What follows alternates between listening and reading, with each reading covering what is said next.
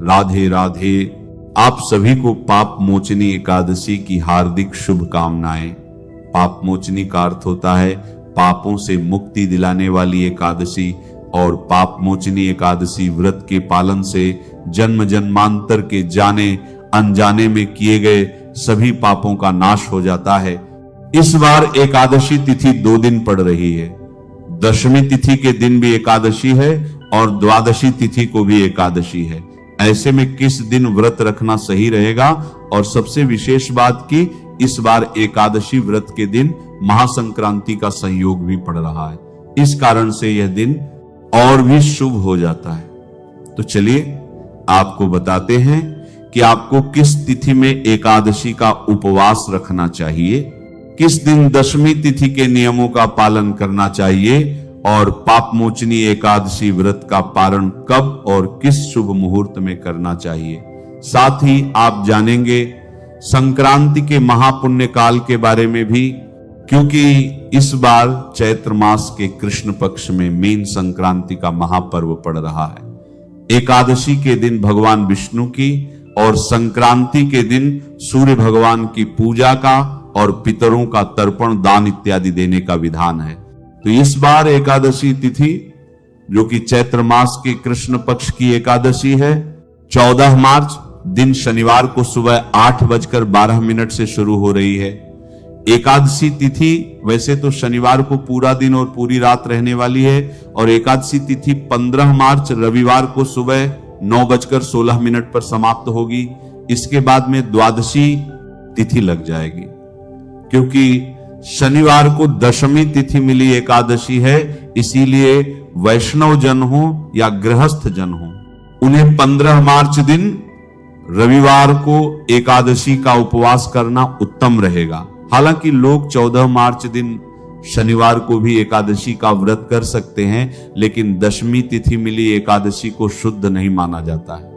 इस बार 15 मार्च दिन रविवार को ब्रह्म मुहूर्त सुबह 5:02 से 5:50 तक रहेगा। सूर्योदय होगा सुबह 6:39 पर, सूर्यास्त होगा शाम 6:32 पर, परिघ योग सुबह 10:25 तक रहेगा। बाद में शिव योग प्रारंभ होगा।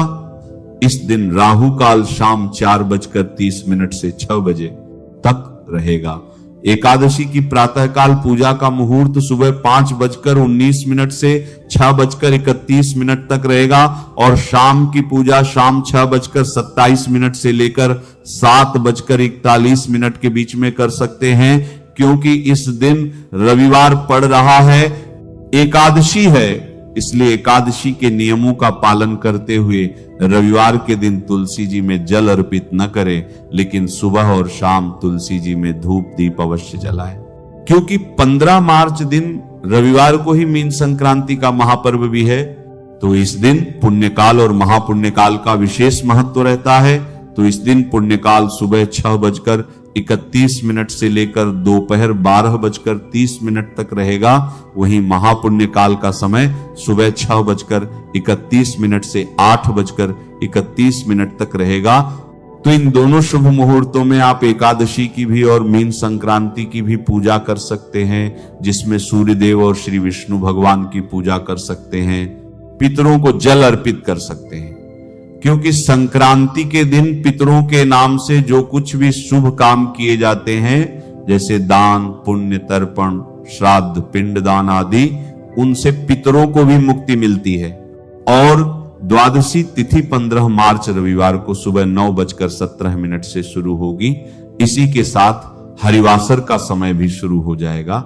16 मार्च सोमवार को सुबह 9:41 तक द्वादशी तिथि का समापन होगा। अगर जो लोग जानकारी के अभाव में या फिर एकादशी लग रही है, इस कारण से शनिवार को एकादशी का उपवास रख रहे हैं, उनके लिए जानकारी दे दे कि रविवार को सुबह से लेकर दोपहर के बाद तक हरिवासर का समय रहेगा, जिस दौरान एकादशी का व्रत नहीं खोला जाता है। 16 मार्च सोमवार को ब्रह्म मुहूर्त सुबह 5:01 से 5:49 तक रहेगा।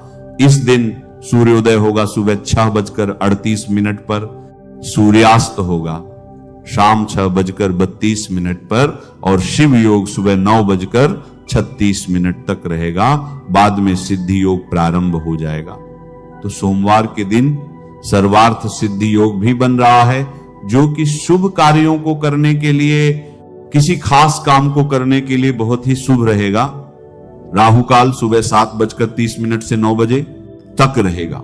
हरिवासर का समय 15 मार्च दिन रविवार को, यानी मीन संक्रांति के दिन, जिस दिन एकादशी का उपवास भी रहेगा, शाम 4 बजे तक समाप्त होगा। तो इस दौरान केवल पूजा पाठ, मंत्र जाप, भजन कीर्तन कर सकते हैं। हरिवासर के दौरान व्रत नहीं खोला जाता। और ऐसे में इस बार पाप मोचनी एकादशी व्रत का पारण 16 मार्च दिन सोमवार को सुबह 6:30 से लेकर 8:54 तक कर सकते हैं। ध्यान रखिएगा, द्वादशी तिथि बीतने से पहले आपको एकादशी का व्रत खोल लेना है। व्रत खोलने से पहले भगवान को सात्विक चीजों का भोग लगाएं। इसी एकादशी से जुड़ी हुई एक सुंदर पौराणिक कथा का श्रवण करेंगे, जिसे हमने अपने वैदिक शास्त्रों से लिया हुआ है। तो चलिए आज की कथा का आरंभ करते हैं। एक समय माता पार्वती और भगवान शिव कैलाश पर बैठे हुए थे। उस समय देवी पार्वती ने भगवान शिव से जिज्ञासा प्रकट करते हुए कहा, हे महेश्वर, प्रत्येक मास में कौन कौन से महोत्सव आते हैं, किसका पालन करना चाहिए और उनके लिए उत्तम विधि विधान क्या है, किस महीने के देवता कौन से हैं, किनकी पूजा करनी चाहिए और उस पूजन की महिमा कैसी है तथा वह किस तिथि को करना उचित है, कृपया इन सभी विषय में मुझे विस्तार से बताएं। माता पार्वती की बात सुनकर भगवान शिव ने कहा, हे देवी, मैं तुम्हें प्रत्येक मास के समस्त उत्सवों की विधि बताऊंगा, लेकिन सबसे पहले मैं तुम्हें चैत्र मास के विषय में बताता हूं। ध्यानपूर्वक सुनो। शुक्ल पक्ष में विशेषकर एकादशी तिथि के दिन चैत्र मास में भगवान को झूले पर बिठाकर उनकी पूजा करनी चाहिए। इसे दोलारोहण का उत्सव कहा जाता है। इस उत्सव को बड़े भक्ति भाव के साथ विधि पूर्वक मनाना चाहिए। हे पार्वती, जो लोग कलयुग के पाप और दोष का अपहरण करने वाले भगवान श्री कृष्ण को झूले पर विराजमान देखते हैं, उस रूप में उनकी झांकी करते हैं, वे सहस्त्र अपराधों से मुक्त हो जाते हैं। करोड़ों जन्मों में किए गए उनके पाप नष्ट हो जाते हैं।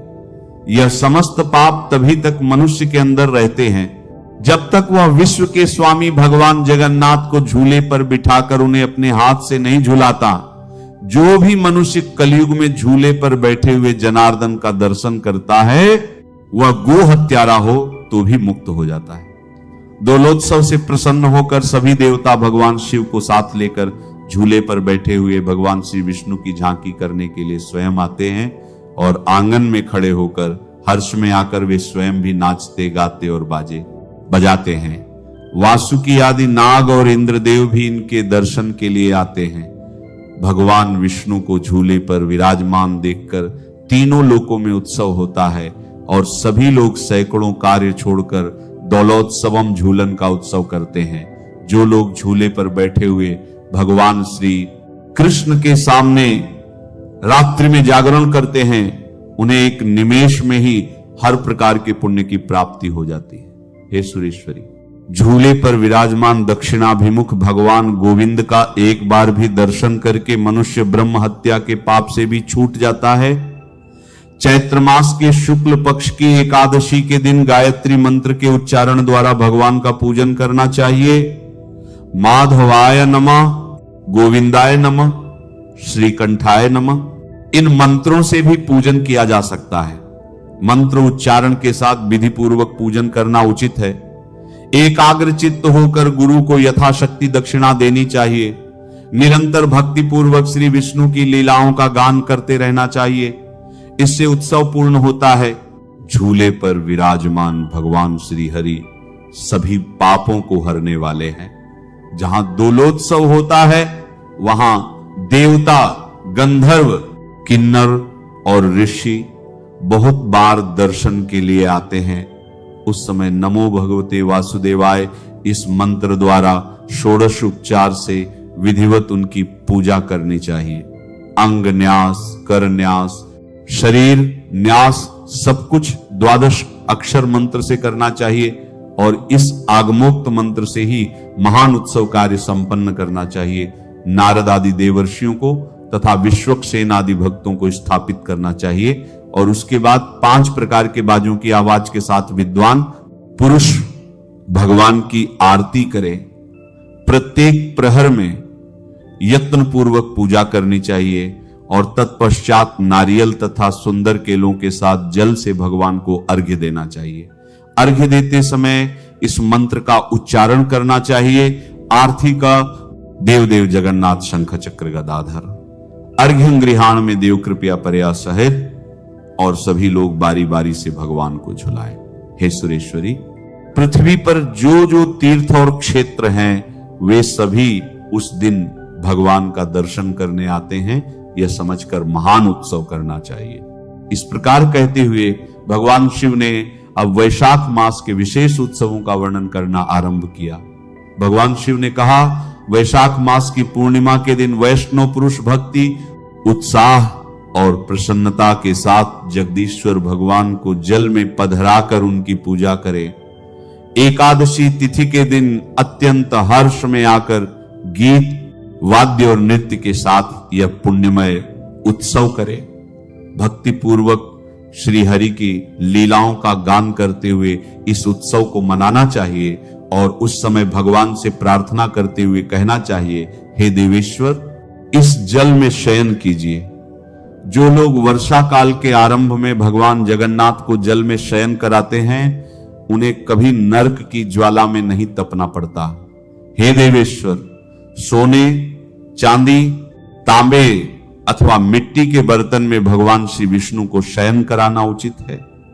पहले उस बर्तन में शीतल और सुगंधित जल रखकर विद्वान पुरुष उस जल के भीतर श्री विष्णु को स्थापित करें।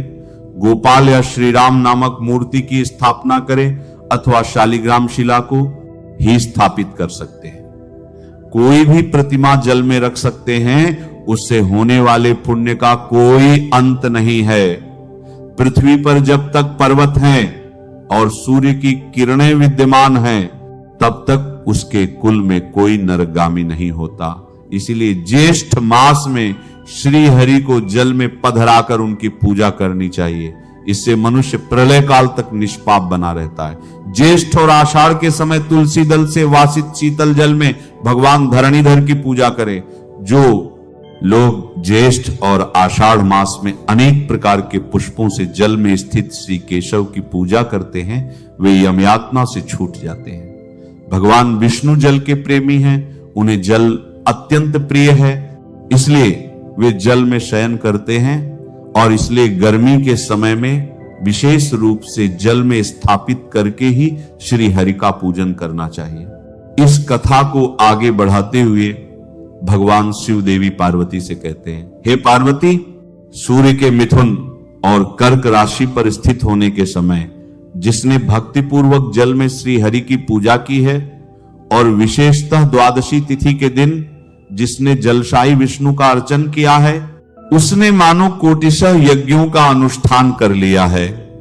जो वैशाख मास में भगवान माधव को जलपात्र में स्थापित करके उनका पूजन करते हैं, वे इस पृथ्वी पर मनुष्य नहीं, देवता हैं। जो द्वादशी की रात्रि में जलपात्र में गंध डालकर उसमें भगवान गरुड़ध्वज की स्थापना करते हैं, पूजा करते हैं, वे मोक्ष के भागी बन जाते हैं। जो श्रद्धारहित पापी आत्मा, नास्तिक और तर्क में स्थित रहने वाले हैं, यह 5 व्यक्ति पूजा के फल के भागी नहीं बनते। इस प्रकार जो जगत के स्वामी महेश्वर श्री विष्णु को सदा जल में रखकर उनकी पूजा करता है, वह मनुष्य सदा के लिए महापापों से भी मुक्त हो जाता है। जल में भगवान की पूजा करते समय इस मंत्र द्वारा जल को अभिमंत्रित करना चाहिए और यह मंत्र है, क्ली कृष्णाय गोविंदाय गोपी जन वल्लभाय नमः। उसके बाद अर्घ्य अर्पित करने के लिए इस मंत्र का उच्चारण करें। देवदेव महाभाग श्रीवत्सकृत लांछन। महादेव नमस्ते सस्तु नमस्ते विश्वभावन। अर्घ्यं गृहाण भूदेव मुक्तिम में देहि सर्वदा। हे देवदेव महाभाग, श्रीवत्स के चिन्हों से युक्त महान देवता, विश्व को उत्पन्न करने वाले भगवान विश्वरूप नारायण मेरा अर्घ्य ग्रहण करे और मुझे सदा के लिए मोक्ष प्रदान करे। जो मनुष्य इस प्रकार से नाना पुष्पों को अर्पित करके गरुड़ासन भगवान विष्णु की पूजा करता है, वह समस्त बाधाओं से मुक्त होकर श्री विष्णु के सायुज्य को प्राप्त करता है। द्वादशी के दिन एकाग्र चित्त होकर रात्रि में जागरण करके अविकारी और अविनाशी भगवान विष्णु का भक्तिपूर्वक भजन करना चाहिए। इस तरह भक्ति की इच्छा रखने वाले पुरुषों को भक्तिभाव से तत्पर होकर भगवान विष्णु का वैशाख संबंधी उत्सव मनाना चाहिए। ऐसा करने से कोटि यज्ञों के समान फल मिलता है और इस उत्सव को करने वाला पुरुष राग और द्वेष से मुक्त होकर महामोह की निवृत्ति करके इस लोक में सुख भोगता है और अंत में श्री विष्णु के सनातन धाम को जाता है। वेद के अध्ययन से रहित और शास्त्र के स्वाध्याय से शून्य मनुष्य भी श्री हरि की भक्ति पाकर वैष्णव पद को प्राप्त कर सकते हैं। इस प्रकार कहते हुए भगवान शिव ने अपनी कथा का समापन किया। नमः शिवाय। श्री महालक्ष्मी नमः। नमो भगवते वासुदेवाय। जय मां सरस्वती। जय श्री कृष्ण। राधे राधे।